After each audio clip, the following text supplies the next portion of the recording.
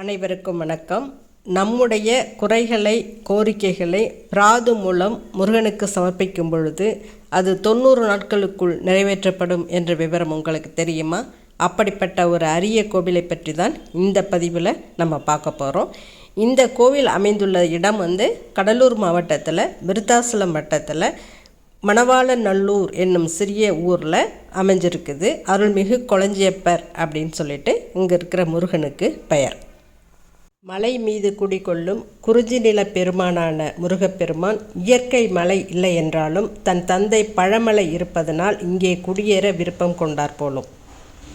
பழமலை குமரன், அதாவது சிவனின் மைந்தனான முருகப்பெருமான் கொளஞ்சியப்பனாக கோயில் கொண்ட வரலாறு சில 100 ஆண்டுகளுக்கு முற்பட்டதாகும். இன்று விருத்தாச்சலம் என்று அழைக்கப்படும் இந்த ஊர் பல நூற்றாண்டுகளுக்கு முன்பு திருமுதுகுன்றம் என்ற பெயரில் இருந்தது. சிறு வயதில் தேவாரம் பாடிய சுந்தரர் திருமுதுகுன்றம் பகுதிக்கு வருகை தந்தார். இந்த ஊரில் இருந்த பழமலைநாதர் கோயிலில் சிவபெருமானும் விருத்தாம்பிகையும் சேர்ந்து சுந்தரருக்கு காட்சி தந்தனர். விருதம் என்றால் பழமை என்ற பொருளை குறிக்கின்றது. இந்த ஊரில் இருக்கும் கோவில்கள் எல்லாம் மிகவும் பழமை வாய்ந்தது என்பதை அறிந்து கொண்ட சுந்தரர் இந்த கோவிலில் இருக்கும் சிவபெருமானையும் அம்பிகையும் போற்றி பாடாமலேயே சென்று விட்டார். ஏனென்றால் இவ்வளவு பழமை வாய்ந்த கோயிலை பற்றி பாட சுந்தரருக்கு தகுதியில்லை என்று நினைத்து கொண்டார். ஆனால் சிவபெருமானுக்கு சுந்தரின் பாடல்கள் என்றால் மிகவும் விருப்பம். சிவனுடன் இருக்கும் அம்பாளுக்கும் அதே விருப்பம்தான். சுந்தரர் பாடலை பாடாமல் சென்றதில் சிவபெருமானுக்கு வருத்தம் ஏற்பட்டது. சிவபெருமான் முருகனை அழைத்து நடந்ததை கூறினார். முருகப்பெருமான் உடனே வேடனாக உருமாறி சுந்தரரிடம் சென்று அவள் கையில் இருந்த செல்வத்தை எல்லாம் திருடிவிட்டார். இந்த செல்வங்கள் எல்லாம் என்னுடையது அல்ல, அந்த இறைவனின் திருப்பணிக்காக வைத்திருப்பது. எனவே இதையெல்லாம் என்னிடம் திருப்பி கொடுத்துவிடு என்று அந்த வேடனிடம் முறையிட்டார் சுந்தரர். உனக்கு இந்த பொருட்கள் எல்லாம் திரும்பவும் வேண்டுமென்றால் திருமுதுகுன்றத்தில் வந்து பெற்றுக்கொள்க என்று சொல்லிவிட்டு வேடன் ரூபத்தில் இருந்த முருகன் மறைந்து விட்டார்.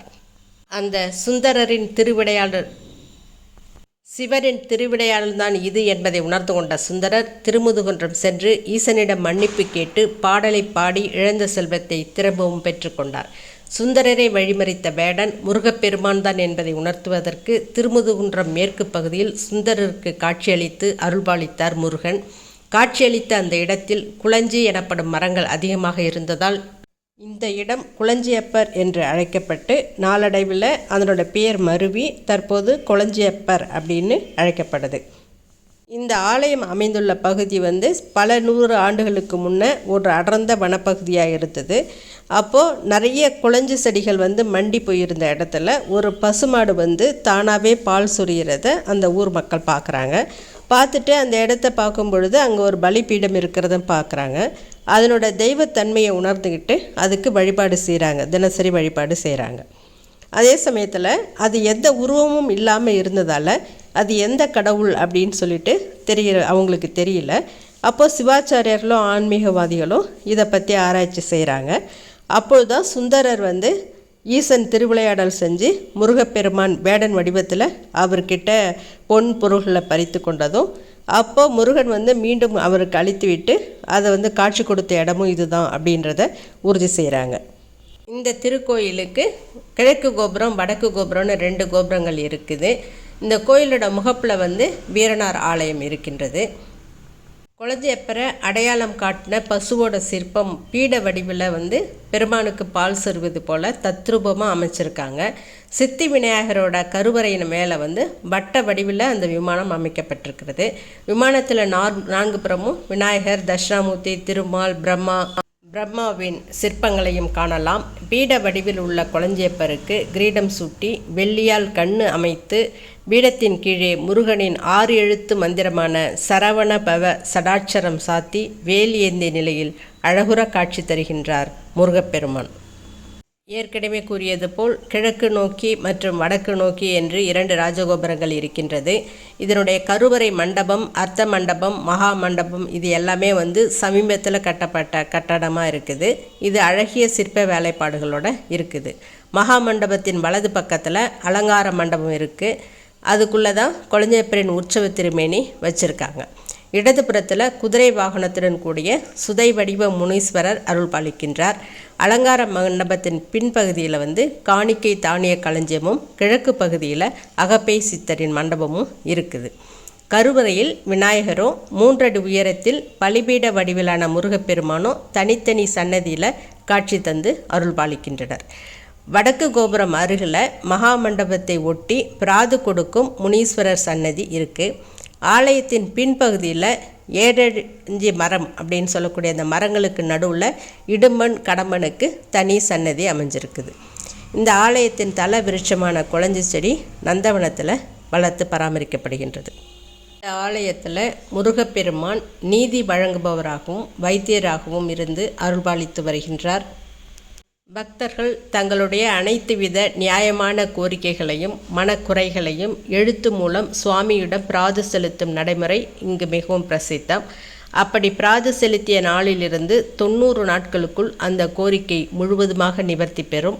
வேண்டுதல் பலித்தவர்கள் சுவாமியிடம் செலுத்திய பிராதினை திரும்ப பெற்றுக்கொள்வதும் நடைமுறை வழக்கமாக இருக்கின்றது.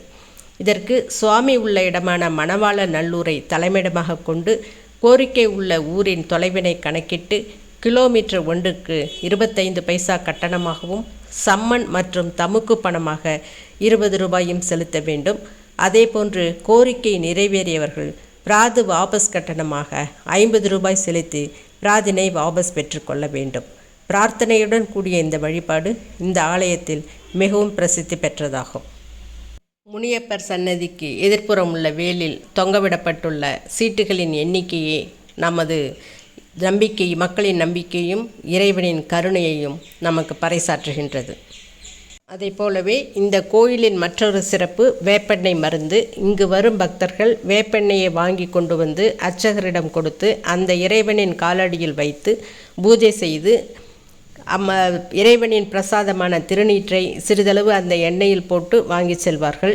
இந்த எண்ணெயானது பலவிதமான நோய்களை குணப்படுத்தும் சக்தி கொண்டதாக பக்தர்கள் நம்பிக்கையோடு வாங்கி செல்கின்றார்கள். ஆறாமையில் இருக்கும் புண்கள், கட்டிகள் இவற்றுக்கு மருந்தாக இந்த எண்ணெய் ஒரு நல்ல தீர்வினை கொடுக்கின்றது. மனிதர்களுக்கு மட்டுமல்ல, மாடுகளுக்கு ஏற்படும் காமாலை கட்டிக்கும் இந்த எண்ணெயானது மருந்தாக பயன்படுத்தப்படுகின்றது. இந்த ஊர் மக்கள் மட்டுமல்லாமல் வெளி மாநிலங்களுக்கும் வெளிநாடுகளுக்கும் கூட இந்த எண்ணெயானது கொண்டு செல்லப்படுகின்றது. இது தவிர பக்தர்கள் தங்களது பல்வேறு குடும்ப பிரச்சனைகளுக்காகவும், திருமண தடை நீங்கவும், வேலைவாய்ப்பு கிடைக்கவும், குழந்தை வரம் கேட்டும் பிரார்த்தனைகளை மேற்கொள்கின்றனர். அவ்வாறு பிரார்த்தனை செய்து நிறைவேறினால் வேண்டுதல் கோழி நேர்ந்து விடுவதும் ஒரு முக்கியமான சடங்காக இருக்கின்றது. வேண்டுதல் கோழியை நிறைவேறுவதற்கு விடுவதற்கான இந்த ஆலயத்தில் விடுவதற்கு என்னென்ன பயன்கள் ஏற்படும் அப்படின்றத பார்த்தோன்னா, குடும்ப அபிவிருத்தி, தொழில் விருத்தி, வியாபார விருத்தி மற்றும் மன நிம்மதி அடையிறதுக்கு நம்ம சேவலை நேர்ந்து இந்த ஆலயத்துக்கு விடலாம்.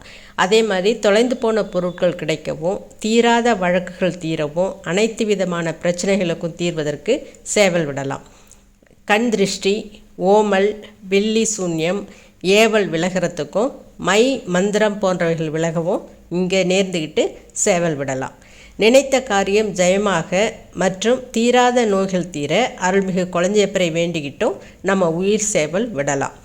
சேவல் இல்லாதவர்கள் இங்கேயே உயிர் சேவல், அதாவது சுத்துக்கோழின்னு சொல்கிறாங்க, அதை வாங்கி தங்களது பிரார்த்தனையை நிறைவேற்றி கொள்ளலாம். இந்த ஆலயம் விருத்தாசலம் சேலம் வழித்தடத்திலேயே ரோடை ஒட்டியே அமைஞ்சிருக்குது. ஆலயம் அமைந்துள்ள மணவாள நல்லூர் விருத்தாசலத்திலிருந்து 2 கிலோமீட்டர் தொலைவில் இருக்கின்றது. விருத்தாசலத்திலிருந்து மணவாள நல்லூருக்கு நிறைய தனியார் வாகனங்களும், டவுன் பஸ்களும், தொலைதூர பயண பேருந்துகளும் இருக்கின்றது. அதாவது விருத்தாசலத்திலிருந்து சேலம், ஆத்தூர், வேப்பூர் போன்ற கள்ளக்குறிச்சி போன்ற ஊர்களுக்கு செல்லக்கூடிய பேருந்துகள் இந்த ஊர் வழியாகத்தான் செல்லும். ஆலயத்தின் முன்புறமே பஸ் நிறுத்த வசதி இருக்கின்றது. அருகிலுள்ள ரயில் நிலையம் விருத்தாசலம் ரயில் நிலையம் நாட்டின் அனைத்து முக்கியமான நகரங்களுடன் இணைப்பில் இருக்கின்றது. அருகிலுள்ள விமான நிலையம் திருச்சி மற்றும் சென்னை.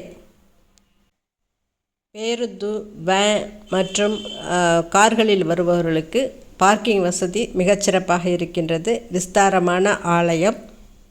ஆலயத்தில் மற்றொரு முக்கியமான அம்சம், இது பகல் பொழுதில் மூடப்படுவதில்லை. காலை 6 மணியிலிருந்து இரவு 8 மணி வரை திறந்தே இருக்கும். எல்லா நேரத்திலும் அர்ச்சகர்கள் இருப்பார்கள். இந்த ஆலயத்தில் 10 நாட்கள் பங்குனி உத்திரம் மிகச்சிறப்பாக கொண்டாடப்படுகின்றது. அதே போல் சித்ரா பௌர்ணமியும் கொண்டாடப்படுகின்றது. லட்சார்ச்சனையின் கூடிய 10 நாள் வசந்த உற்சவம் நடத்தப்படுகின்றது. கார்த்திகை நட்சத்திர நாட்களில் கிரீடத்தின் கூடிய பீடத்தின் மீது சிலை செய்து கொளஞ்சியப்பராக போற்றப்படுகின்றது. ஆடி கிருத்திகை மிகச்சிறப்பாக கொண்டாடப்படுகின்றது. அருகிலுள்ள பாடல் பெற்ற திருத்தலம் அருள்மிகு பழமலைநாதர் திருக்கோயில் விருதாச்சலம், ஸ்ரீ பூவராக சுவாமி கோயில் ஸ்ரீமுஷ்ணம், பெண்ணாடம் பிரணாய காளேஸ்வரர் கோவில், ராஜேந்திரப்பட்டினம் சிவன் கோயில் போன்றவையாகும். அருள்மிகு கொளஞ்சியப்பர் உங்களுக்கு அருள் வழங்க காத்து கொண்டிருக்கின்றார். எனவே நீங்களும் மணவாளநல்லூர் அருள்மிகு கொளஞ்சியப்பரை தரிசித்து தங்கள் மனக்குறைகளை பிராது மூலம் தெரிவித்து குறைகள் நீங்க பெறுவீர்களாக. இந்த பதிவு உங்களுக்கு ரொம்பவே பயனுள்ளதாக இருக்கும்னு நினைக்கிறேன். பிடிச்சிருந்தா லைக் பண்ணுங்கள், ஷேர் பண்ணுங்கள், கமெண்ட் பண்ணுங்கள், சேனலை சப்ஸ்கிரைப் பண்ணுங்கள். நன்றி, வணக்கம்.